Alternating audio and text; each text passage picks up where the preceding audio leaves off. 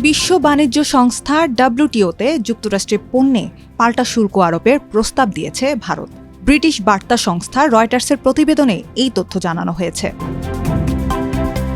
বিশ্ব বাণিজ্য সংস্থায় ভারত সরকারের দেওয়া বিজ্ঞপ্তিতে বলা হয়েছে, গাড়ি ও এর কিছু যন্ত্রাংশের উপর 25% শুল্ক আরোপ করেছে যুক্তরাষ্ট্র। এর মাধ্যমে প্রায় $725 মিলিয়ন শুল্ক আদায় করতে পারবে দেশটি। কিন্তু ভারতের প্রায় $289 কোটি রপ্তানি পণ্যের উপর এর নেতিবাচক প্রভাব পড়বে।